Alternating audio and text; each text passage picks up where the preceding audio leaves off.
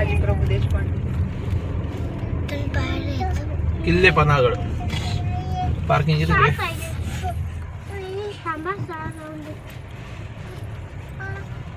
Parking प्रवासी कर नाका वाहने थांबवा. शिवाकाशी. हॅलो हॅलो एक फ्री आहेत का आता? फ्री मी ऐकायला आलो रे. मी याला आलोय ज्योतिबाला.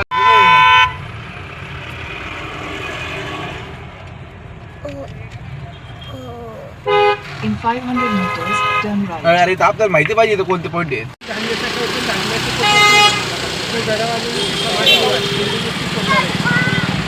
कसे निघाले फक्त 5 पॉईंट दाखवतात तुम्हाला 1500 रुपये.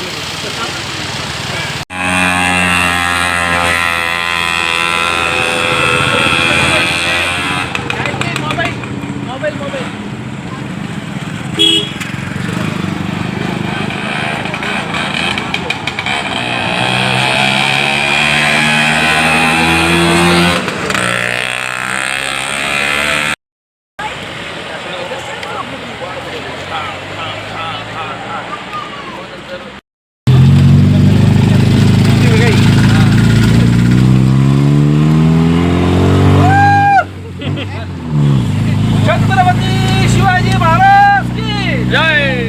धर्मवीर संभाजी महाराज की. हर हर हरे हर हर जय भवानी.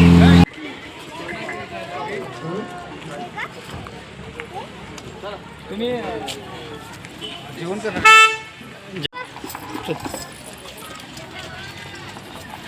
मुंडेकरांचं पिठलं भाकरी फिरून फिरून येतात पर्यटक, येतात परत.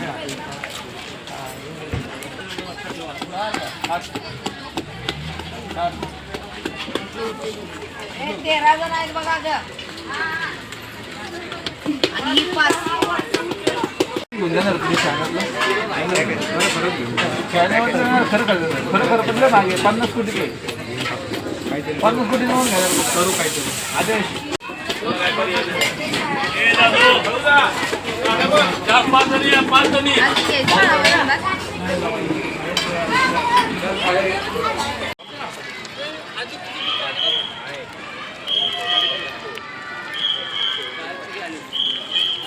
बघा सर, तुम्हाला पहिल्यांदा विनंती आहे सर्वांना की माहिती सांगत असताना माहितीकडे लक्ष द्या आणि फोन आला तर 2 मिनटं होल्ड करा. डिस्कस करू नका.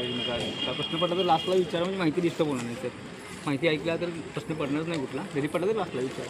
का तर संपूर्ण महाराष्ट्रामध्ये जवळजवळ 300-350 किल्ले आहेत. तर त्या सगळ्या गाड्यांच्यापेक्षा पन्हाळा हा जरा वेगळ्या पद्धतीचा. म्हणजे कसं आहे तर गडाच्या वर गाडी फिरत्या. त्यामुळे नवीन लोकांना विचारावं लागतं गड कुठं आहे कळतं. आणि ह्याच्या मागचं कारण काय आहे तर 1844ला ज्याला इंग्रज गडावर आले, ब्रिटिशांनी पूर्वेचे 4 दरवाजे पाडलेले. तुम्हाला प्रवासी कर नाका जिथं लागला तिथं नागमोडी दरवाजा अजून त्याचे अवशेष आहेत. ते पाडलेत का तर त्यांच्या घोडागाड्या बैलगाड्या येण्या जाण्यासाठी. आणि गाडी वर येऊ शकत असल्यामुळे प्रशासनाचे सगळे ऑफिस गडावर आहेत. कोर्ट कचेरी, पंचायत समिती, नगरपालिका, पोलीस स्टेशन. म्हणजे पन्हाळा हा कोल्हापूर जिल्ह्यातला एक तालुका आहे. 3 ते 4 हजार लोक राहतो आम्ही आणि आमच्या स्वतःची घर पण गडाच्या वर आहेत. असा हा वेगळ्या पद्धतीचा किल्ला आहे. महाराजांच्या वेळेला आपल्या गडावर 10,000 ते 20,000 सैन्य असायचे गडावर. आणि त्या सैन्यांचा धान्याचा जो साठा केला जायचा ही गोदाम आहे. ही 3 आहेत, छोटी 2 पलीकडे आहेत. त्या गोदामांच्या मध्ये धान्य साठवून ठेवलं जायचं. आता धान्य का साठवावं लागायचं तर आपल्या गडाचं क्षेत्रफळ आहे 355 एकर. 8.5 ते 9 किलोमीटरची किल्ल्याला तटबंदी आहे. शत्रू ज्या वेळेला किल्ला जिंकण्यासाठी पहिल्यांदा किल्ल्याला वेढा टाकायचा. आणि हा वेढा पडला तर हा वेढा 6 महिने वर्षभर पडायचा.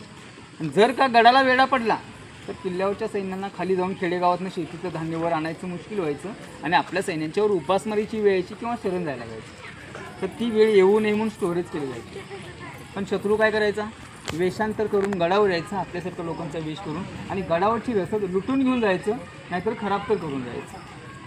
पण ती वेळ आपल्या सैन्यांच्यावर येऊ नये म्हणून त्या कोठारांच्या संरक्षणासाठी ही भिंत बघतो ना आपण बाजूनं की जवळजवळ 3.5 किलोमीटरची तटबंदी आहे ह्या गोदामांसाठी.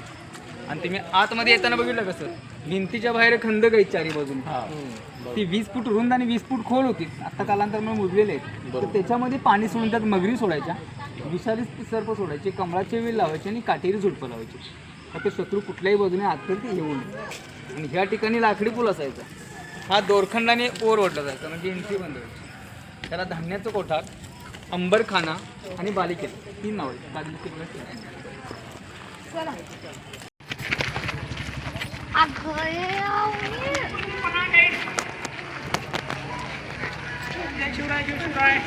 इथं माझ्याकडे एक पॅसेंजर आहे.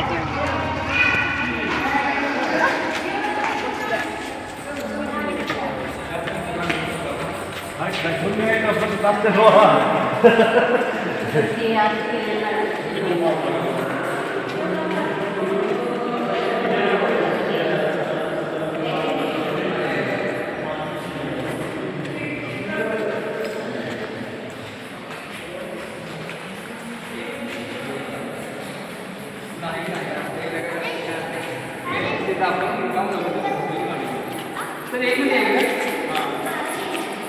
नाही तुम्ही तुमचं या एक मिनटं सर.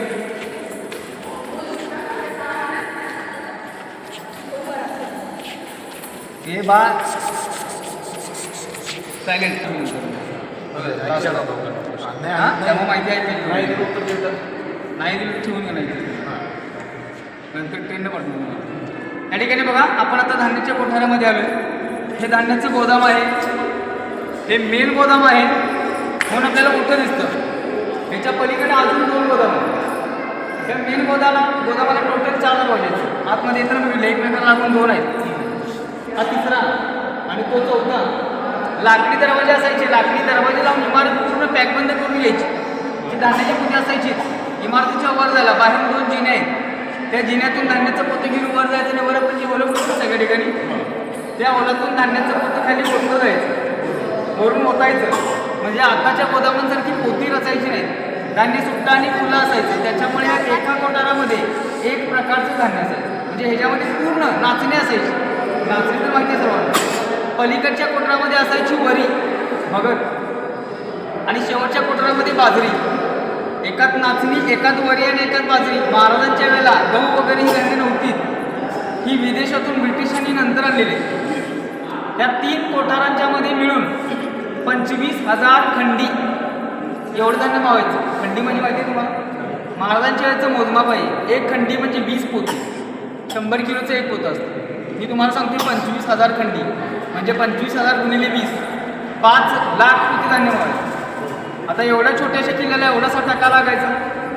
तर हा किल्ला बांधलेला आहे राजा भोजने 1052 साली. 1052 मी म्हणतो तुम्हाला. छत्रपती शिवाजींचा जन्म झाला 1630ला. आपल्या राजांच्या जन्माच्या पण अगोदर 600 वर्षापूर्वीचा गड आणि हा किल्ला आणि ह्या इमारतीत. आता मला सांगा 1000 वर्षाच्या पूर्वी कुठली मशिनरी होती का टेक्नॉलॉजी होतं? काहीच नसताना एवढं मोठ्या इमारती 1000 वर्षापूर्वी बनलेले. आताचं 21वावं शतक आहे.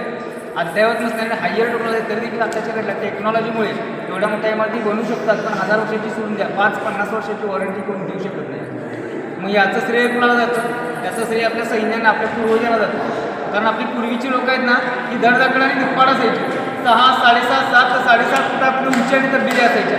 कारण का तर खाणं कसदार होतं. कारण आतासारखं खते रासायनिक केमिकल हे प्रकार पूर्वी नव्हते. तुम्हाला मी चौकाचा चच्चू बघा सांगितलं. नवी भाजी 6.5 फूट उंची 2 हातामध्ये 15-15 किलोच्या 2 तलवारी घेऊन लढायची. सकाळी नाश्त्याला 5 चवड भाकर लागायची. 1 चवड म्हणजे 5 भाकऱ्या. 5 चवड म्हणतो तुम्हाला मी. 25 भाकऱ्या सकाळी नाश्त्याला लागायच्या.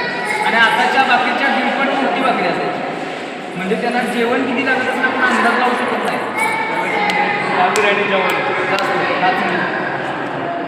म्हणजे त्यांना जेवण किती लागत असं आपण अंदाज लावू शकत नाही. महाराजांचं उद्दिष्ट होतं कुठल्याही गडाला जर शत्रूचा वेढा पडला तर गडावरच्या सैन्यांची उपासमारी होऊ नये, त्यांना शरण जायला लागू नये म्हणून आपल्या राजांनी बऱ्यापैकी कुस्ती किल्ल्यावर स्टोरेज केले.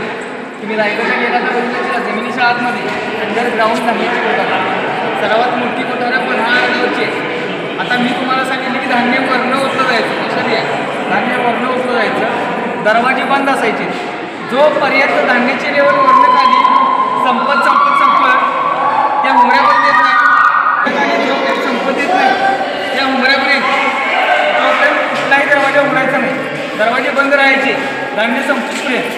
मग आतमध्ये साठा किती शिल्लक आहे, आतमध्ये साठा किती शिल्लक आहे ते बघायचं कसं आणि ओळखायचं कसं. कारण जर का गडाला वेढा पडलेला असेल तर गडावर रसद किती शिल्लक आहे याच्यावर सगळ्या गोष्टी डिपेंड असायच्या. मग आतमध्ये साठा किती शिल्लक आहे ते बघण्यासाठी जिन्यामध्ये खिडकी आहे, हा पत्र्याचा जिना आहे, त्या खिडकीतनं वाकून बघायचं की आतला साठा किती शिल्लक आहे. आणि साठा किती शिल्लक आहे ते ओळखण्यासाठी हे स्तंभ आहेत ना, त्या जवळच्या स्तंभाला टप्प्यात बघा, 2 फुटावर खाली पहिला टप्पा आहे, मध्ये दुसरा आणि वर तिसरा.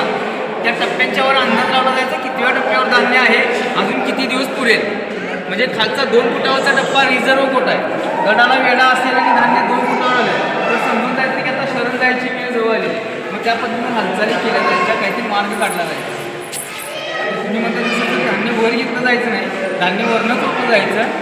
दरवाजे बंद असून धान्य काढायचं कुठून तर तिथं होल आहे. या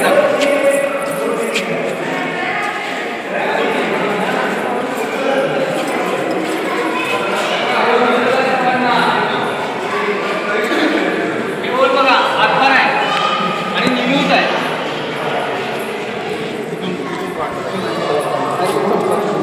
आता 1000 वर्षापूर्वीचं कन्स्ट्रक्शन आहे. हा स्तंभ आहे ना,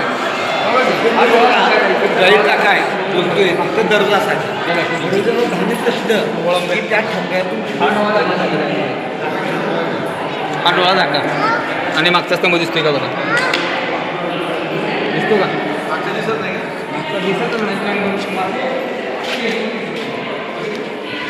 नाही दिसत. इथं थांबा रे. तर 1 मिनिट बघा, लक्ष द्या इकडे. परत फोटो काढा वाटल्यास तुम्ही. ते होल तर बघितलं आपण, ते होल आतून बाहेर निमवत आलेलं आहे. वरून धान्याचं प्रेशर असायचे, दरवाजे सगळे बंद असायचे. त्या ठिकाणी टोपण असायचं, त्याला कणगी म्हणतात. माहिती आहे ना, टोपल्यानं कणगी असते, स्लाईड केली की प्रेशरनं धान्य बाहेर यायचं. आपल्याला जेवढं धान्य लागणार आहे पाहिजेला इथं भरून घ्यायची पोती, परत पॅक करायचं. बरोबर. आता ताई मला सांगा, घरातला 20 किलोचा डब्बा खराब झाला तर किती वाईट वाटतं आपल्याला. आता स्वराज्याचा साठा होता आणि सुट्टा होता पण खराब नाही व्हाय. कारण काय होतं, आताची रूम केवढी असते आपली, 10 बाय 10ची किंवा 12 बाय 12ची रूम असते. 9 इंचाची ते 1 फुटाची भिंत असते. आपली भिंत सोडून द्या, आपल्या खोलीपेक्षा मोठी भिंत आहे, बरोबर. 14 फुटाची भिंत. एअर पॅक असायची, आतमध्ये मुंगी जाऊ शकत नाही. कारण आता सगळं सिमेंट वाळू खडी हे वापरलेलं नाही, त्याच्याऐवजी चुना, काळा गूळ, कडधान्य आणि शिसं जातो. त्याच्यामुळे एअर पॅक असायचं. समजा इथं 45 टेम्परेचर आहे, मे महिन्यामध्ये इथं आलायचं, तुम्हाला आत एसीपेक्षा गारज जायचं, एकमेकाचा कॉन्टॅक्ट होईल. पण धान्य कप्प्यात किती पण ठेवा, कीड लागतेच.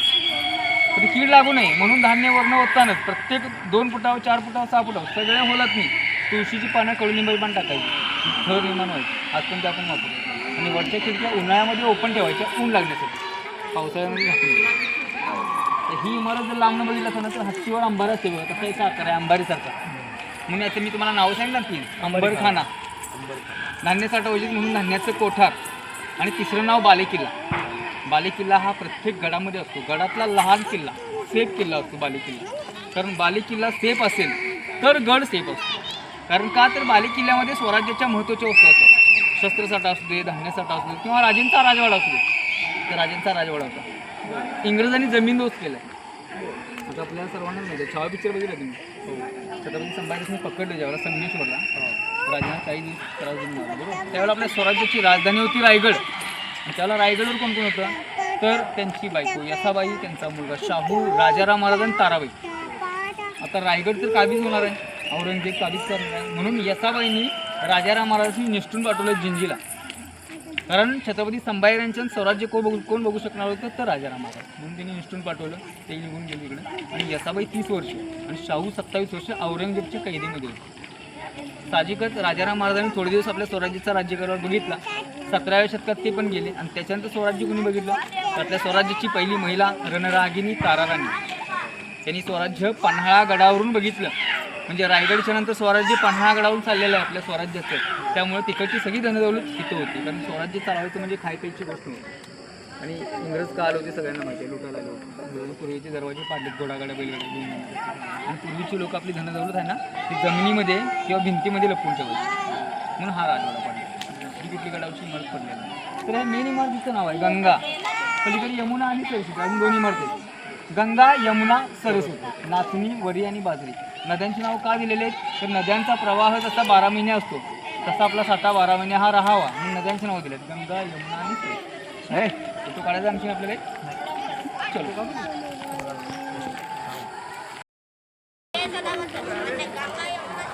समजलं तुला नाव काय? नाव काय येतं या इमारतीनं गंगा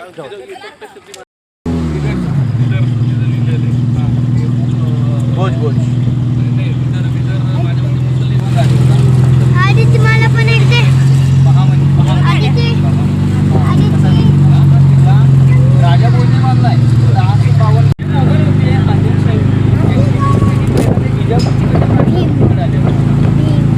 जास्त राज्य तिकडे आहे.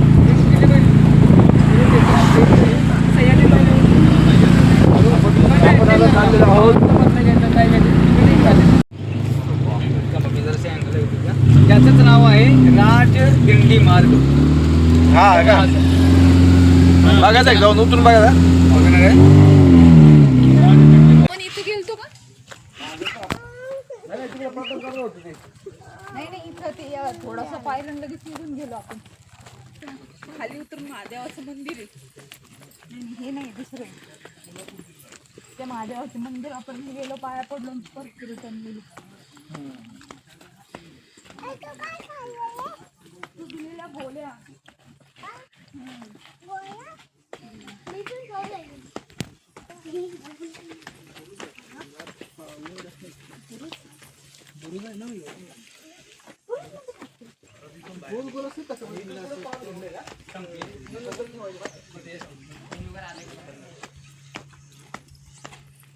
ठिकाणी बघा आपण आता ज्या मार्गाने आतमध्ये आलो त्याचं नाव आहे सांगितले मी तुम्हाला राजदिंडी मार्ग. राज म्हणजे छत्रपती शिवाजी महाराज, दिंडी म्हणजे पालखी. राजेंना पालखीतून विशाळगडला घेऊन गेलेला हा मार्ग आहे. आता राजेंना विशाळगडला घेऊन जायची वेळ का पडली होती तर पन्हाळगडाला सिद्धी जोहरचा वेढा पडला होता. आणि सिद्धी जोहरचा वेढा का पडला होता तर आपल्या महाराजांनी 10 नोव्हेंबर 1659 अफजल खानाचा वध केला प्रतापगडच्या पायथ्याला. अफजल खानाचा वध म्हणजे आपल्या इतिहासातला सर्वात मोठा पराक्रम होता. 8.5 फूट होता अफजल खान.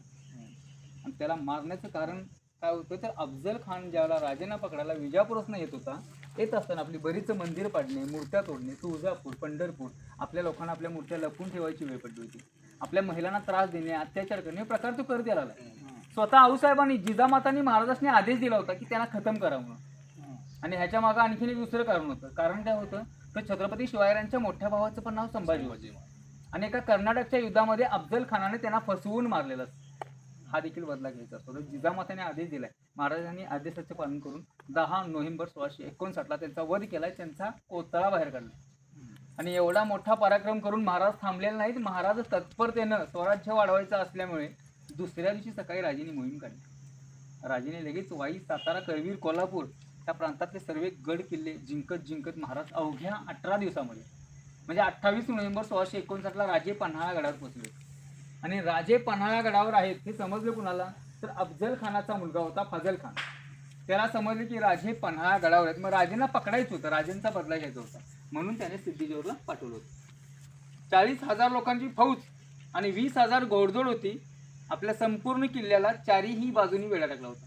आपण आता गडाच्या बाहेर आलोय तेव्हा तटबंदी आहे ना गड दिसते ना आपल्याला, ही तटबंदी आहे. ही तटबंदीकडेला जवळजवळ 8.5-9 किलोमीटर तटबंदी आहे. ह्या तटबंदीच्या बाहेर जवळजवळ 2.5-3 किलोमीटर अंतरावर छावण्या टाकून गडाला 4.25 महिने वेढा पडला होता. 4.25 महिने वेढा म्हणजे तुम्ही जे आपण 2-2.5 वर्षापूर्वी लॉकडाऊन अनुभवले ते महाराजांनी 350 वर्षापूर्वी अनुभवले लॉकडाऊन. आपल्याला सरकार काय सांगत होतं, काय पाहिजे ते घ्या, घरातनं बाहेर पडू नका. पण महाराजांना खाली शरण यायला सांगितले. महाराज शरण जाईत नाहीत, खालून तोफीची मारी सुरुवात गडावर आपली. आणि आपण आता जे धान्याचं कोठार बघितलं, धान्य साठा संपायला, पावसाळ्याचे दिवस सुरू व्हायला, खालून धान्य आणू शकत नाही, सैन्यांची उपासमारी होणार आहे. त्यामुळे यातून काहीतरी मार्ग काढला पाहिजे म्हणून आपल्या दरबारामध्ये चर्चा सुरू होती की आता काय करायचं. आणि त्याच दरम्यान काय झालं बघा, प्रतिशिवाजी वीर शिवा काशीत हे न्हावी समाजाचे होते. राजांच्या वशिल्याने राजांना म्हणाले की राजू तुम्हाला ह्या वेळातून मी बाहेर काढू शकतो ना, मी तुमच्यासारखा दिसतोय ना, तर महाराज म्हणून त्यांना भेटा मी जातो ना, तुम्ही निघून जावं. तर आपले राजे त्यांना म्हणाले की स्वतःचं मरण माहीत असं जाऊ नको, सगळं तर मरण हे अटळ आहे. त्याला वीर शिवाकाशीला राजेंना म्हणाले की मला 100 दिवसाचा नावी बनण्यापेक्षा 1 दिवसाचा राज बनून मरायला आवडेल. म्हणजे स्वतःहून जाण्यासाठी तयार झाले. मग त्याच्यानंतर त्यांना त्यांच्यावर चांगलं बोलू शिकवलं, त्यांना ट्रेनिंग दिलं, त्यांच्यावर त्यांना पेहरावा केला आणि त्याच्यानंतर 12 जुलै 1660ला 2 पालख्या तयार केल्या.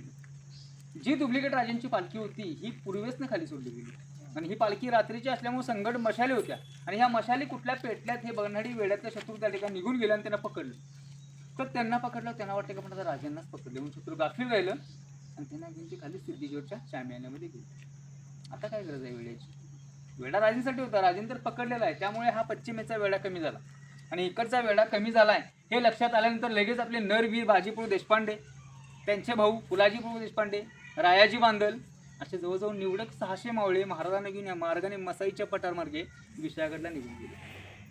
आणि ज्यावेळेला सिद्धेश्वरला समजलं की हे डुप्लिकेट राजे आहेत ते ओळखलं कसं बघा. त्याला अफजल खानाचा वध झाला ना त्यावेळेला आपल्या राजांच्या कपाळावर इथं कृष्णाजी भास्करचा एक दानपट्ट्याचा वार झाला. राजांना खूप असते आणि हा वार फाजल खानने डोळ्याने बघितला. त्याला फाजल खान जातो ना सिद्धेश्वरपाशी त्यावेळेला तो त्यांचा झिरो टोप काढावा आणि त्यावेळेला त्यांच्या लक्षात येते की त्यांना खोप नाही. त्यावेळेला तो म्हणते की दगा हो गया असली शिवा तो कब का भाग जाए तो हमसे करे मैंने अपने आंखों से देखा है और ये आंखें उसको कभी भूल नहीं सकती, खत्म कर दो उसको. त्यावेळेला त्या ठिकाणी त्यांना मारलं जातं, त्यांचा शिरछेद होतो आणि ते शत्रू आपल्या सैन्यांच्या मागं लागतं.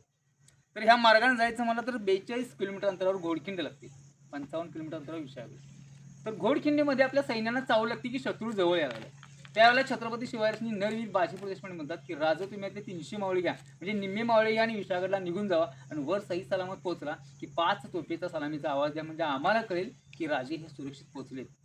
पण आपले राजे आपल्या लोकांना निम्म्यावर टाकून जायला तयार नसतात, कारण माहीत असते की 2,500-3,000 शत्रू संकट 300 सैन्य लढू शकणार नाही, ह्या सर्वांना मरण पत्करवणार आहे. तर त्यावेळेला छत्रपती शिवाजीराजांनी नरवीर बाजीप्रभू देशपांडे म्हणतात लाख मेले तरी चालतील पण लाखांचा पोशिंदा हा जगला पाहिजे. राजा निघून जावा. त्याला राजे कठोर होणार नाही, 300 मावळी घेऊन वर निघून जातात आणि 300 मावळी घेऊन आपले नरवीर बाजीप्रभू देशपांडे ती खिंड लढत असतात. तर लढता लढता आपले 300 मावळे पूर्ण कापले गेले असतात, धारा तीर्थ पडले असतात आणि 2 हातामध्ये 2 तलवारी असून देखील नरवीर बाजीप्रभू देशपांडेच्या अंगावर असे एवढे वार झाले असतात की रक्तबंबाळ झाला असतात. तरी देखील जोपर्यंत तोफेचा सलामीचा आवाज कानावर पडत नाही, राजे विशाळगडला सही सलामत पोहोचत नाही, तोपर्यंत समोरच्या शत्रूला पुढे सोडायचं नाही हे ध्येय आणि वचन असते. आणि ज्यावेळेला त्या तोफेचा सलामीचा आवाज कानावर पडतो त्याच्यानंतर त्यांचं शरीर पूर्ण रक्तबंबाळून खाली कोसळतं. तर त्यांच्या रक्ताने आणि आपल्या सैन्यांच्या रक्ताने ती खिंड पावन झाली. म्हणूनच त्या घोडखिंडीला नंतर पावन खिंड असं नाव देण्यात आलं. ती पावन खिंड विशाळगडच्या परिसरात 42 मार्ग आहे, 42 किलोमीटर हा मार्ग आहे. सर राजे इथनं 12 जुलैला गेले होते. 13 जुलैला नरवीर बाजीप्रभू देशपांडे आणि फुलाजीप्रभू देशपांडे यांची पुण्यतिथी असते. तर त्या दिवशी तर ती मोहीम असतेच, पण दरवर्षी जुलै महिन्यामध्ये तुम्हाला माहितीच राहते जुलै महिन्यात असते. का असते तर ज्याला आपलं सैन्य गेलं तर आपल्या कुठल्याही सैन्यांच्या पायामध्ये चप्पल नव्हती. संकट फक्त 2च घोडे सोयीसाठी होते. चिखलातून आणि काठ्याकुटातून अनवाणी गेले होते, निदान आपण पावसात तर जाऊ शकतो म्हणून ती मोहीम पावसामध्ये असते. आणि ज्याला राजे तिथून पुढे निघून गेले तर विशाळगडच्या पायथ्याला आणखीन एक वेढा पडला होता. आपलीच लोक गद्दार लोक आपलेच गद्दार आहेत. म्हणजे कोकणातले सुर्वे दळवी आपल्या महाराजांना पकडायला वेढा टाकला आहे. महाराजांना तो वेढा तोडून विशाळगडावर पोचायला 1 प्रहर म्हणजे आत्ताची 3 ते 4 तास वेळ झाला. जर का आपली लोक गद्दार नसती तर राजे विशाळगडावर 4 तास लवकर पोहोचले असतील तर नरवीर बाजीप्रभू देशपांडेंचे प्राण वाचले असते. म्हणजे छत्रपती शिवाजीराजांच्या बाबतीत पण तेच घडलं आणि छत्रपती संभाजी महाराजांच्या बाबतीत पण तेच घडलं की आपलेच गद्दार निघाले. म्हणजे आज पण अनुभवतील सर तिथं दे. आता आपल्याला जायचं नेक्स्ट पॉईंटला सर वॉच टावर.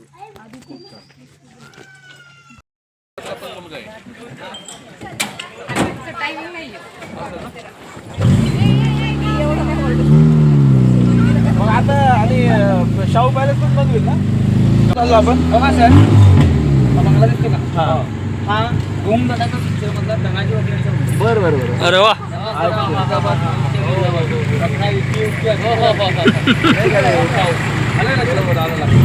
बंगला का येऊ ते बरोबर येऊ.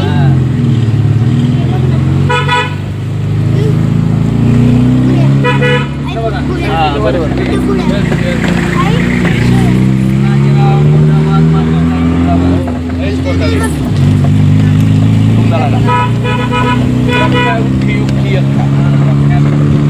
कसं वाटतं आदेश म्हणलं बाय तू ऐकायचं ना ते काय सांगते ते शिवाजी महाराजांचं एवढं भारी गोष्ट सांगू राहिले ते पानाळा गाड्याची गोष्ट. आपण पानाळा गाड्यावर आहे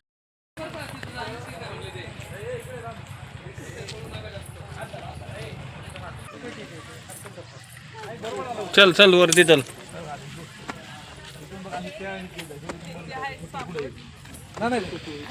मला जरा ते घ्यायचं.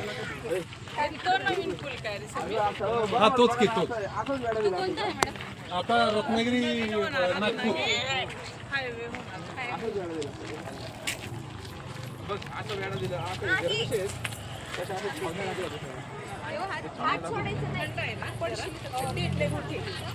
ए त्या आशुतोषचा हात धर रे भैया.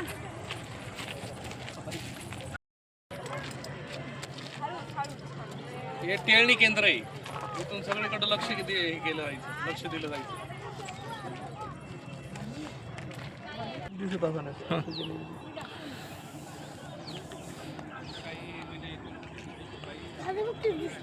आम्ही आता चाललोय मिनी महल बघायला. मिनी महल का? आपल्या स्वराज्याची राजधानी, स्वराज्याची राजधानी. इकडचं स्वराज्य सुरू झालं आहे. तोरण बांधलं कोर्ट इकडनं सगळं सुरू होतं. कोर्ट आणि पहिल्यासारखं राजगड ही आपली राजधानी होती. राजगडच्या नंतर रायगड राजधानी बांधली होती. आणि तिसरी राजधानी स्वराज्याची आपली पन्हाळा.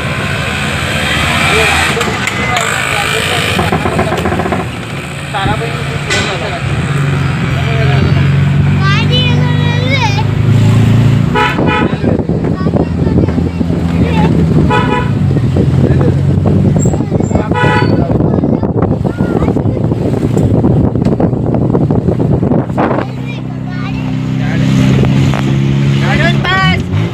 काका खबर केला.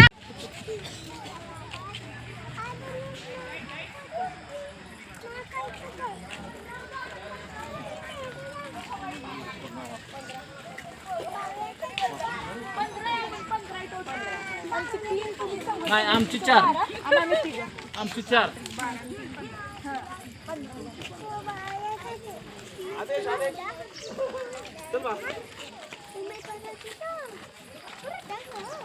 काका खबर केलं तुला?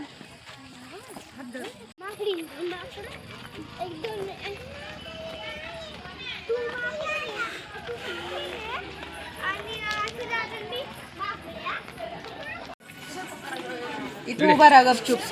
तिथे नाही तू बघतो इकडे तिकडे नाही बघायचं. तर या ठिकाणी बघा समोर आपण जी इमारत बघतो ना त्याचं नाव आहे सज्जा कोठी. सज्जा म्हणजे गॅलरी, बाल्कनी आहे. दोन्हीला पण वरच्या मधल्या खालच्या मधला बाल्कनी व्ह्यू बघण्यासाठी. आणि कोठी म्हणजे इमारत. गडावरची 2 मजली इमारत आहे. छत्रपती शिवाजी महाराज आणि छत्रपती संभाजी महाराज ह्या दोघांच्या मध्ये ज्या गुप्त चर्चा व्हायच्या, गुप्त खलबते, प्रायव्हेट डिस्कशन महाराजांच्या इथं व्हायचं. राजेंचं विश्रांती घ्यायचं ठिकाण होतं. आता काय झालं होतं बघा, छत्रपती शिवाजीराजांचा मुलगा छत्रपती संभाजी महाराज हे जाऊन शत्रूला मिळालं म्हणून चुकीची बातमी आपल्या जनतेमध्ये पसरली होती. आणि बातमी चुकीची का होती तर छत्रपती शिवाजीराजांचा राज्याभिषेक झाल्यानंतर आपल्या महाराजांनी एक मोठी मोहीम काढली होती, दक्षिण दिग्विजय. राजे तमिळनाडू, कर्नाटक, आंध्र ह्या भागाचा नसतात जिंजीपर्यंत. आणि राजेंना आपल्या स्वराज्यामध्ये परत यायला 1 वर्ष ते 1.5 वर्ष लागणार असतं. त्याच दरम्यान आपल्या स्वराज्यावर दिलेर खान आक्रमण करणार होतं. कारण दिलेर खान पुण्यापर्यंत येऊन थांबलं. तर हे राजांना चांगलं माहीत असल्यामुळे राजेंनी स्वतःहून सांगितलं असतं छत्रपती संभाजी महाराज तुम्ही जाऊन त्यांच्याशी हात मिळून करा, त्यांना रोखा, त्यांची गुप्त माहिती करा, त्यांना खेळवत ठेवा. आणि आता लोकांना काही माहीत नसतं. लोकांचा गैरसमज होणार ना, राजेंचा मुलगा जाऊन शत्रूला मिळाला पण राजेंनी त्यांना शिक्षा का केलेली नाही असं होऊ नये म्हणून लोकांच्या समाधानासाठी छत्रपती शिवाजीराजांनी छत्रपती संभाजी महाराजांना त्या ठिकाणी नजरकैद केलेलं ठिकाण आहे. नजरकैद म्हणजे काय तर नजरेसमोर ठेवायचं आणि किल्ल्याचा कारभार बघायला सांगायचं. जोपर्यंत नजरकैद आहे तोपर्यंत गड उतरायचं नाही, गड उतार करायचं नाही, ही शिक्षा असेल. आणि छत्रपती शिवाजी महाराज आणि छत्रपती संभाजी महाराज ह्या दोघांची आयुष्यातली शेवटची भेट 13 जानेवारी 1680 इथं झालेली. इथून आपले राजे रायगडला निघून गेले कारण राजे नुसतेच मोहिमेवर आले होते आणि राजे थकले होते. राजे 13 जानेवारी 1680 महाराजांची शेवटची भेट इथं झाली. आणि त्याच्यानंतर महाराज रायगडला गेले. रायगडनंतर महाराज रायगडला गेल्यावर आजारी पडले. त्याच्यानंतर राजेंचं 3 एप्रिल 1680ला दुःखद निधन झालं. पण ती बातमी रायगडावरून पन्हागडावर छत्रपती संभाजीराजेंना 13 दिवस सांगितली नव्हती. कारण का तर त्यावेळेचं अष्टप्रधान, त्या अष्टप्रधानमध्ये ठराविक मंत्री हे कटकार असायचे. आपल्या भांडणं लावायच्या, आपल्या बातमीतून छत्रपती प्रकार करायचे. आणि पूर्वीची प्रथा अशी होती, एखाद्या राजाचं निधन झालं तर जोपर्यंत दुसरा राजा गादीवर बसत नाही त्यांच्या विधी पूर्ण होत नव्हतं. राजेंचं तर निधन झालं आता गादीवर बसणार कोण? जग जाहीर होते छत्रपती संभाजी महाराज गादीवर बसणार. पण जर का छत्रपती संभाजी महाराज गादीवर बसले तर ह्या खट्टेकारस्थानी मंत्र्यांना शिक्षा झाल्याशिवाय राहणार नाही हे त्यांना माहीत असल्यामुळे त्यांनी सोयऱ्याबाईसनी फितूर केलं की राजाराम महाराजांनी गादीवर बसवून. कारण राजाराम महाराज त्यावेळेला वयाने लहान असतात ना. जर का ते गादीवर बसले तर मुलगा या नात्याने विधी पूर्ण होणार असतात आणि राज्यकारभार ह्याच मंत्र्यांच्या हातामध्ये राहणार असतो हा त्यांचा उद्देश असतो. त्यामुळे सोयऱ्याबाईसनी गोड बोलून ते फितूर करतात आणि त्यांचं फरमान घेऊन जातात कोणाकडे तर आपल्या स्वराज्याचे सरसेनापती हंबीरराव मोहिते. सोयराबाईंची भाऊ ते राजारामांचे सख्खे मामा संभाजींचे सावत्र मामा आहेत. त्यांना जाऊन सांगतात की महाराणींचा आदेश आहे राजाराम महाराजांना गादी बसवत ठरले संभाजींनी कैद कर सांगितलं. पण त्यांना माहीत असतं ना की छत्रपती शिवाजीराजांच्या नंतर होणार सद्य घडीला आपल्या स्वराज्याचा राज्यकारभार एकच राजा बनू शकतो आणि तो म्हणजे छत्रपती संभाजी महाराज. त्यामुळे सावत्र मामा असून देखील स्वराज्य संघ गद्दारीपणा करत नाही. त्या सर्वांना गोड बोलून पन्हाळागडातून घेऊन येतात आणि इथं येऊन सर्वांना त्यांच्या ताब्यात देतात. त्यांना काढण्या करतात. तिथून त्यांना घेऊन परत रायगडला जातात. राजेंच्या पहिल्यांदा विधी पूर्ण करून घेतात. त्यातल्यामुळे ठराविक जणांना शिक्षा केली जाते आणि ठराविक जणांना त्यांची पूर्व पुण्याई म्हणून माफ केलं जातं. आणि त्याच्यानंतर थोड्या दिवसानंतर म्हणजे 13 जानेवारी 1680ला छत्रपती संभाजी महाराजांचा राज्याभिषेक होतो रायगड. पिता पुत्रांचे आयुष्यातील शेवटची भेटलेलं ठिकाण आहे. प्लस जसं तुम्ही मगाशी बुरुजावर गेला होता तशा सगळ्या बुरुजांच्या पैकी हा पूर्वेचा बुरुज आहे. तुम्हाला सगळा पूर्वेचा परिसर दिसतो आणि पूर्वेचा बुरुज असल्यामुळेच या ठिकाणी 15 ऑगस्ट 26 जानेवारी आणि 1 मे ते जाऊन बघून या. वरून पण जाईल हा भटारखाना आहे सर. भटारखाना म्हणजे स्वयंपाकघर पूर्वीच्या सैन्यांचं.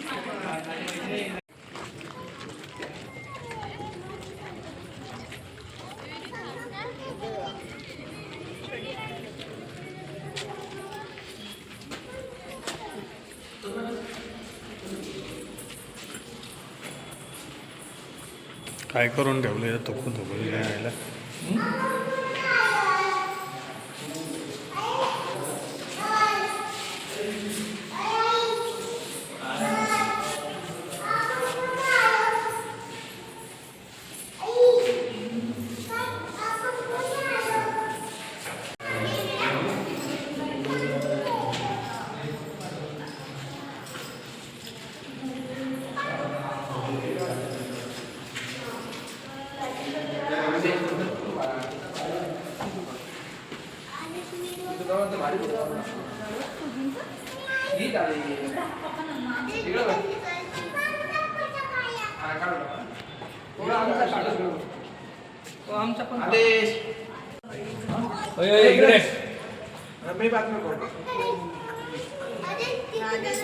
पप्पांना फोटो काढा.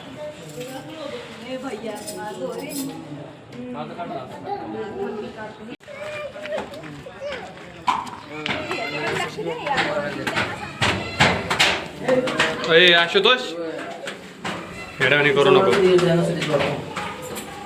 सुदेश बापू जवळचा आवाज सुदेश बापू जवळचा रे आवाज.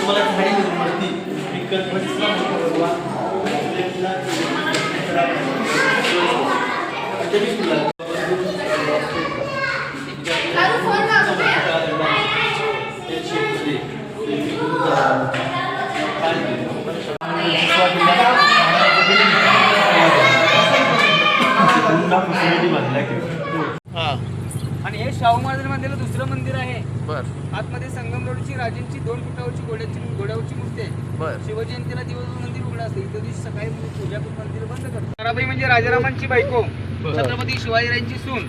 मी तुम्हाला मागाशी जे बोललो राजाराम महाराजांच्या नंतर स्वराज्याचा राज्यकारभार ताराबाईंनी इथून बघितला म्हणजे या राजवाड्याचा बघितला.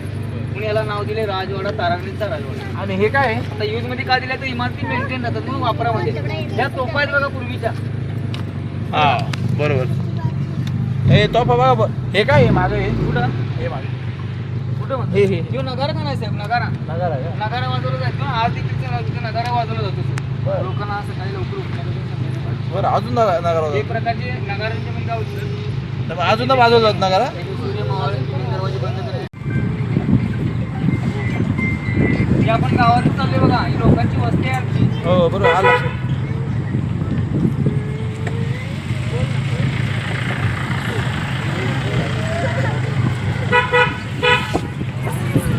बरं. तहसीलदार कार्यालय. आणि या साईडला तलाव दिसतो नाही आपल्याला. तलावाचं नाव आहे सोमेश्वर तलाव.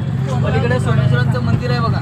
महाराज गडावर ज्यावेळेला पहिल्यांदा आले ना, महाराजांनी 1 लाख सोनचाफ्याच्या फुलांचा अभिषेक केला. बरं.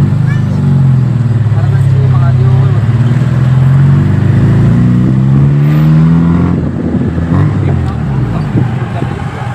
बघा लेफ्टला बघा ही त्याचवाडी समाधी दिसते जी रामचंद्र पंत यांची आहे. ते अमात्य होते आणि अमात्य म्हणजे अष्टप्रधानमध्ये मुख्यमंत्री. त्यांच्या इच्छेप्रमाणे समाधी आहे त्याची. आणि ह्या साईडची इमारतीचं नाही, सध्याचं रेशन दुकान आहे, धान्य वाटलं जातं. त्याचं नाव आहे रेडे महल. रेडेच्या पाठीवरनं खेडेगावात धान्याची पोती वाहून वर आणायची. तो धान्य वर उचलून झालं त्याचं नाव विसरलं रेडे म्हणून रेडे महल. बाहेर बघा दुसरा गड दिसतो का बाहेर समोर, त्याचं नाव आहे पावनगड. ज्याला प्रति पन्हाळागड म्हणतात. म्हणजे पन्हाळागड समजून त्या किल्ल्यावर अटॅक व्हायचा आणि तो पण आपला किल्ला सावध व्हायचा. त्याला प्रति पन्हाळागड म्हणजे डुप्लिकेट करते आता दाखवलं दुर्बीन मधून मला. ते मंदिर आहे. दुसरे संभाजी ना, दुसरे संभाजी ना.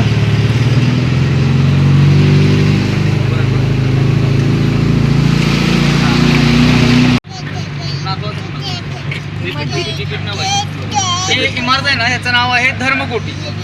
म्हणजे मगाची धान्याची कोठार. तिथून धान्य इथं आणायचं, जनतेला वाटलं जायचं किंवा एखाद्याचा न्यायनिवाडा करायचा. म्हणजे महाराज ज्या ज्या वेळेला गडावर आले आणि महाराजांनी ही सदर भरवली न्यायनिवाडा करण्यासाठी, ती इथं. पण याला नाव पण दिले धर्मकोटी. आमची मस्जिद आता बांधली. मागची इमारत पडलेली ही आदिलशाहीच्या काळातली इमारत आहे. त्याचं नाव आहे नायकिनीचा सज्जा कलावतीचा महल. म्हणजे पूर्वीच्या काळी आदिलशाहीच्या वेळेला ती मुजरा वगैरे नाचकाम चालायचं ते इथे झालं. त्या राजांनी सगळे प्रकार बंद केले. म्हणजे सतीजणी असू देत किंवा मुजराकडे नाचकाम कधी महाराज बनले त्यावेळेची ती इमारत.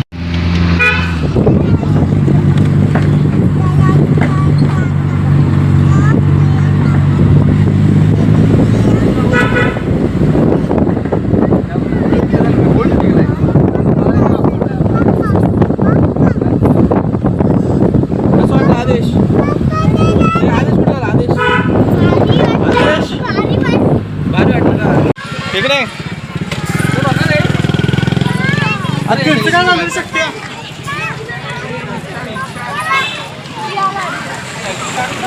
दोन मजली तळामध्ये आहेत. पलीकडनं पायऱ्या आहेत. खालचे दोन्ही मजले बघू शकता.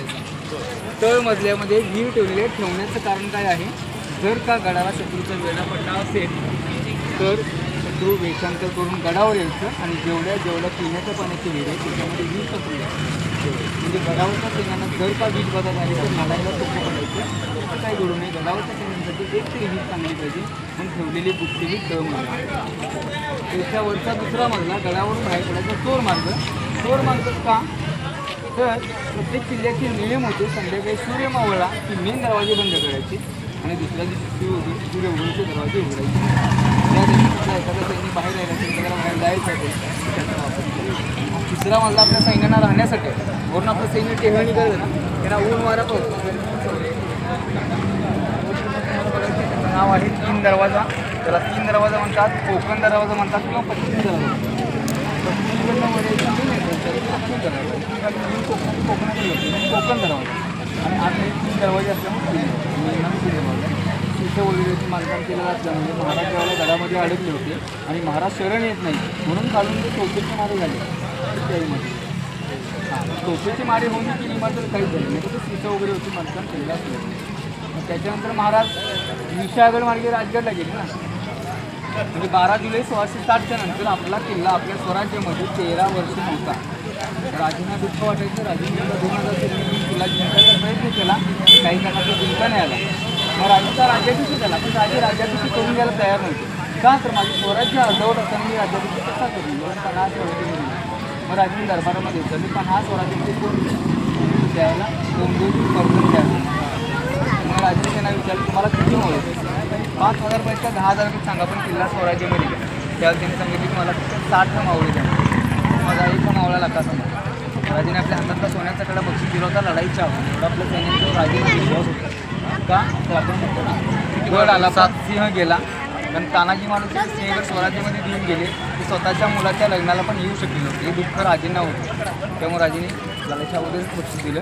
आणि ज्यावेळेला कोंडोजीपासून लढायला गेले ते पश्चिमेकडनं आले. आणि वर येत असताना आपल्या सैन्यांनी घोंगे तुताराशी वाद्य घेऊन आले. तुताराच्या शत्रूला कळून किती जण आले. आणि वर येऊन आपल्या सैन्याने दंगा चालू केला होता. गणी माया आहे भागो, गणी माया आहे भागो, असं त्यामुळे सगळं शत्रू सैरावर पोहोचले. आणि त्यावेळेला ह्या किल्ल्यावर किल्लेदार होता बाबू खान. त्या बाबू खानचाच पहिला शीर्षक केला. त्यामुळे राहिलेलं सगळे शत्रू शरण आले आणि गड स्वराज्यामध्ये आला. 6 मार्च 1673. तर 13 वर्षानंतर गड स्वराज्यामध्ये येतो. तर गड कसा आहे, कसा ठेवला आहे बघायला महाराज गडावर आलेत ना, पश्चिमेकडनं आले. तुम्ही त्या इमारतीमध्ये प्रवेश केला, आज चौक आहे मोठा. त्या चौकामध्ये पण एक विहीर आहे. 5 फुटावर 12 महिने पाणी असते. विष्णुतीचं नाव आहे. पण त्या चौकामध्ये आपल्या महाराजांचं सुवर्ण फुलं, सोन्याची फुलं उधळून स्वागत केलेलं असतं. दोन्ही माती भागाचं देश होतं. आणि ती मसाईची पद्धत आहे टेबल लँड. म्हणजे महाराज जे विशाळगडला गेले, मगाशी आपण जो मार्ग बघितला, जंगलातनं खाली उतरले, परत त्या पठारावर चढले आणि ती पठारं परत करून विशाळगड 5 गती खूप लांब आहे. टेबल पाठीला 5 गती. अरे पळू नको.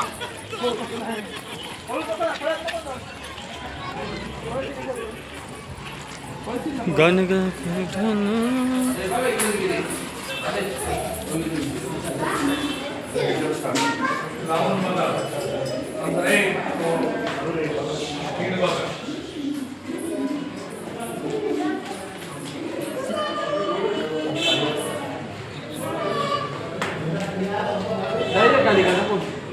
नको चल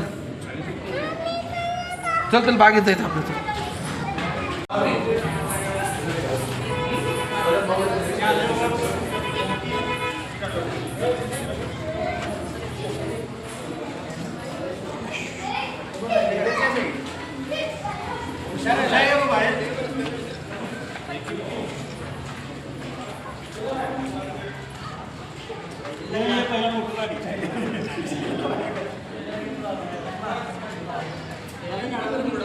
चेंज कर.